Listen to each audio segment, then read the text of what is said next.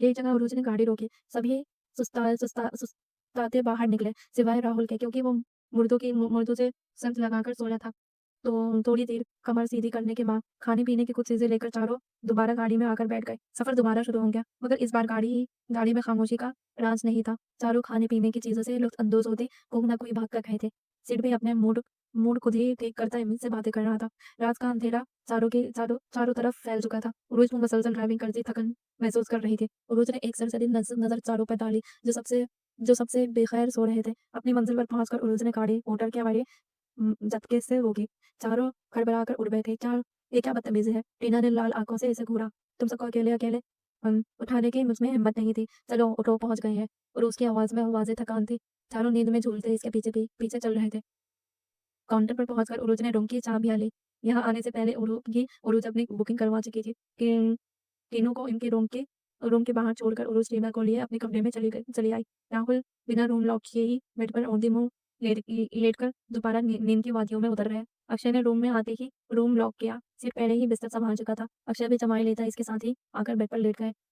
टीना भी कमरे में आते ही बिस्तर में घुस गई। रोज मुस्कुराकर इसे देखती फ्रेश होने की घर से वॉशरूम में चली गई। सबका सामान गाड़ी में ही था। फ्रेश होने के बाद उरोज ने भी आकर बिस्तर संभाला। एक बार सुबह का सोचकर इसके चेहरे पर मुस्कुराहट दौड़ आई और मुस्कुराते ही कबू नींद की वादियों में उतर गई। पता ही नहीं चला। हाल ड्यूटी से वापस आकर उरोज अपने कमरे में बैठे असाइनमेंट बना रही थी। ये कुछ दिन काफी सुकून से गुजरे थे। जैन और इसके गैंग कुछ दिनों से होटल नहीं आई और उरोज को भी यही लगा, शायद जैन ने इसका पीछा छोड़ दिया है। अभी भी थकन के बावजूद वो असाइनमेंट बना रही थी। अदन अपने कमरे में थी कि एकदम तेज म्यूजिक की आवाज आई। इसके कानों में से टकराई। रोज की पेशानी पर चंद शिकने नमूदार हुए। फिर सब झटक कर असाइनमेंट बनाने लगी, मगर म्यूजिक की वजह से इसका ध्यान बार बार भटक रहा था। पहले तो काफी देर वो इग्नोर करती रही, मगर जब बर्दाश्त से बाहर हुआ तब उठकर अपने कमरे से बाहर आई। अदन भी तभी अपने कमरे से बाहर निकली थी। पता नहीं किसी ने इतनी ऊंची आवाज में म्यूजिक लगाया है। अदन इसके करीब आती चिल्लाई। पहले तो कभी किसी ने इतनी ऊंची आवाज में म्यूजिक नहीं लगाया। अदन की दूसरी बात पर उरुज के दिमाग में एक खदशा आया। मैं देख कर आती हूँ। अदन दरवाजे की तरफ जाने लगी, तभी उरुज ने इन्हें रोका। नहीं, आप रहने दें, मैं देख कर आती हूँ। ऐसे ही खामखा किसी ने आपके साथ बदतमीजी कर दी तो आप रहने दें, मैं जाती हूँ। उरुज फिक्रमंदी से कहती दरवाजे की तरफ बढ़ी। पीछे अदन इसकी बात पर मुस्कुराई थी। रोज ने बाहर निकलकर आसपास नजर दौड़ाई। आवाज सामने वाले फ्लैट से आ रही थी। तेज म्यूजिक की आवाज इससे इसका दिमाग साए कर रहा था। दरवाजे के करीब पहुंचकर एक बार फिर इसे जैन नामी हादसा लाहक हुआ। रोज ने दरवाजे पर दस्तक दी। 2 मिनट के इंतजार के बाद भी किसी ने दरवाजा नहीं खोला। शायद तेज म्यूजिक की वजह से किसी को सुनाई नहीं दिया। रोज दोबारा दस्तक देने लगी, तब इसकी नजर डोरबेल पर पड़ी। खुद को दिल ही दिल में सलवा सुनाते इसने घंटी पर उंगली रखी। बेल मुसलसल बज रही थी, साथ ही साथ इसके दिल की धड़कन भी बढ़ रही थी। उरुज ने बेल से हाथ उठाई थी, तब जब दरवाजा खुला और सामने खड़े शख्स को देख उरुज की तेवरें चढ़ गई। दिल की बड़ी धड़कन एकदम साकित हुई थी। इसका खदशा सही साबित हुआ। जैन इसे देखता मुस्कुराकर हाथ हिलाने लगा। आवाज आहिस्ता करो, वो गुस्से से बोली। क्या? तेज म्यूजिक की वजह से आवाज जैन अब पास तक नहीं पहुंची। शायद वो ऐसे ही एक्टिंग कर रहा था। मैंने कहा आवाज आहिस्ता करो।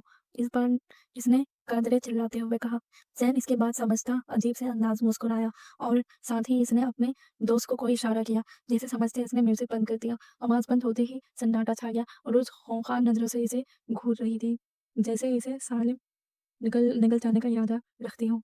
तुम्हें क्या लगा था यूं होटल होटल छोड़कर तुम मुझसे बच्चों पीछे छुड़ा लोगे? जैन इस्तहाजिया हंसा। देखो, तुम्हारा मसला मुझसे है, लेकिन यहाँ इस तरह तुम्हारी हरकतों से दूसरों को भी बुरा बुरा प्रॉब्लम हो रही है। इसलिए अपना बोरिया बिस्तर समेटो और दफा हो जाओ यहाँ से। और उस दरस्तगी से कह रही थी, नहीं वापस फ्लैट में आ गई। कह रही नहीं वापस फ्लैट में आ गई।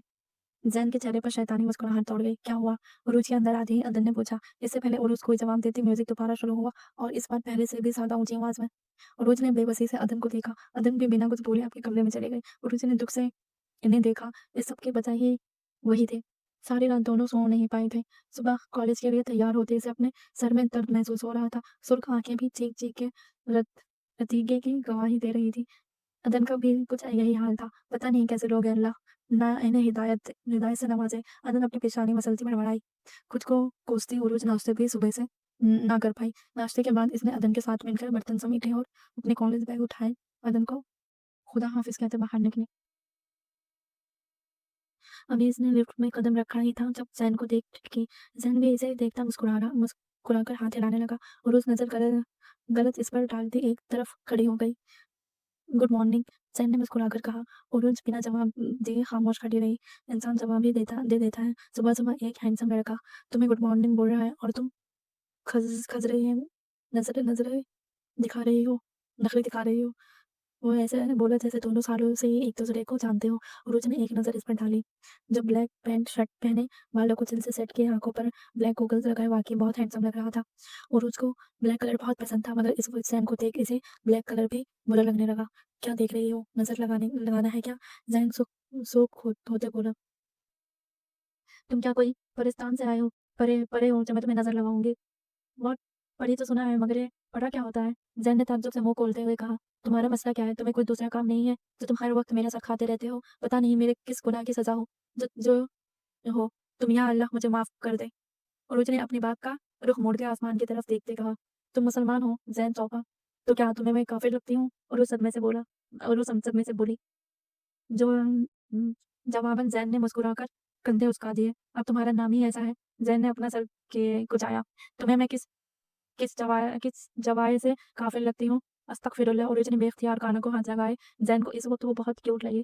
अगर नामों के पीछे रहे तो हो गई मुसलमानों और हिंदुओं की शनाख्त। रोज़ गुस्से से और सदमे से चिल्लाई।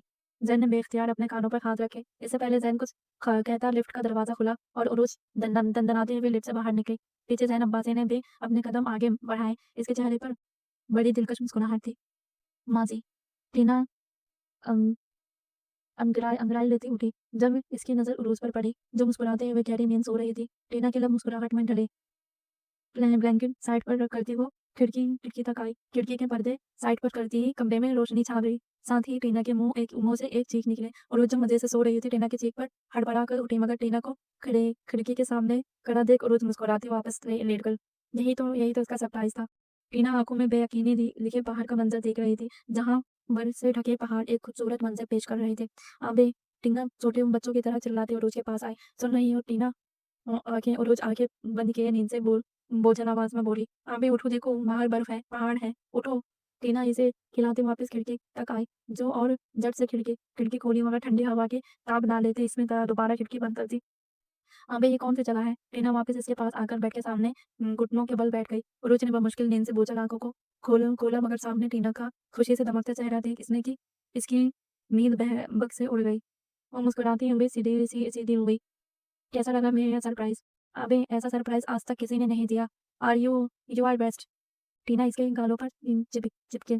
अच्छा मैं फ्रेश हो जाऊं, फिर ब्रेक्स लाती हूँ। इसके बाद तैयार होकर बाहर जाएंगे। और रोज इसकी गाल तेज से उठी और वॉशरूम चली गई। टीना दोबारा खिड़की के पास आकर बाहर का नजारा देखने लगी। राहुल उठ। अक्षय राहुल के सर पर खड़ा इसे आवाजें दे रहा था।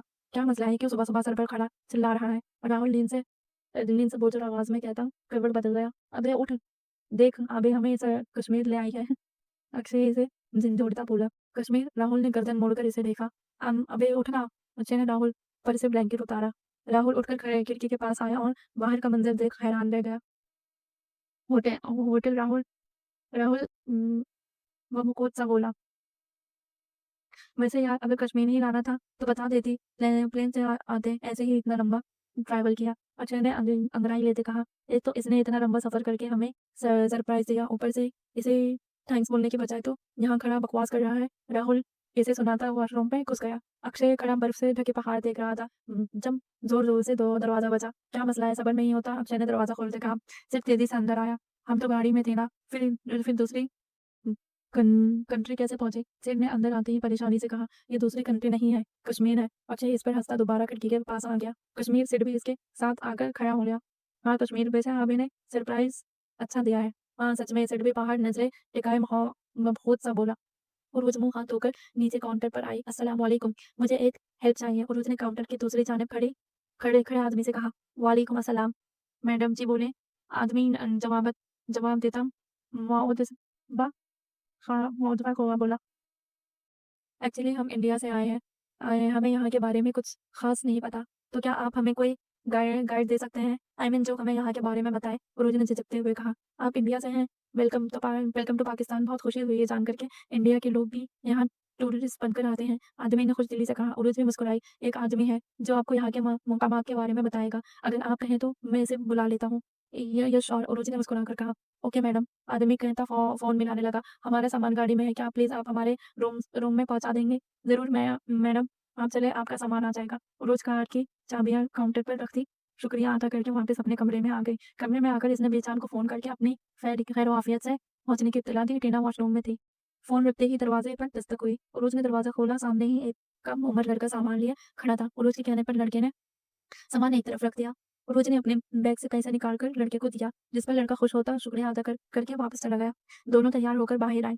उरोज ब्राउन लॉन्ग लॉन्ग कोट पहने, व्हाइट जीन्स के साथ लॉन्ग शूज़ पहने, बालों को सीधा किए, गले में स्टॉल पहने काफ़ी डैशिंग लग रही थी। टीना भी लॉन्ग कोट के साथ जीन्स पहने अपने घुंघरीले बालों को खुला छोड़े काफ़ी खूबसूरत दिखाई दे रही थी। दोनों साथ वाले कमरे का दरवाज़ा खटखटाते सिड के कमरे की तरफ आई। चलो सिड चलते हैं। उरोज ने ऐसे तैयार खड़ा देख कहा। सिड खुद पर परफ्यूम छिड़कता गल गाल ग्लासेस लगाए इनके साथ बाहर आ गया। अबे मिस लैकपीस कहाँ है? सिड ने टीना से अनजान बनते हुए से पूछा। टीना ने चौंक कर इसे देखा, जिसके चेहरे पर संजीदगी थी। अगर तुम अंधे नहीं हो तो वो तो मैं यहाँ हूँ। टीना के सामने आते ही चबाकर बोली। सिड मुंह पर हाथ रखे ड्रामेई अंदाज में बोला। आज पहली बार मिस लैकपीस को पूरे कपड़ों में देख रहा हूँ।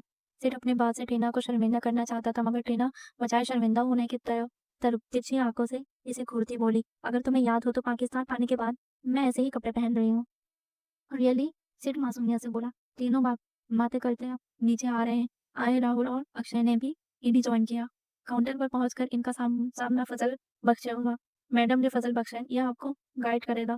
काउंटर पर खड़े आदमी ने कहा। आजू ने एक साथ इसे देखा, जो उम्र में तकरीबन 40 साल का था। सर पर गर्म टोपी लिए, सादा सलवार कमीज पहने और गर्म वेस्केट पहने वो हुलिये से ही पठान लग रहा था।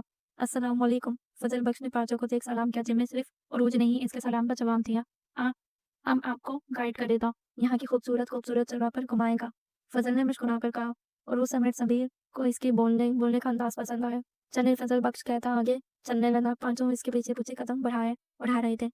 आगे मुझे नहीं पता था तुम हमें कश्मीर लेकर आओगी। हमें लगा था तुम हमें पाकिस्तान में घुमाओगी। अक्षय ने साथ चलते कहा। इसके बार पर उरुज चौंकी, फिर मुस्कुराकर बोली, ये कश्मीर नहीं है। क्या कश्मीर नहीं है? तीनों तीनों लड़कों ने एक साथ कहा। ये नारइन का गन है। नारइन का गन?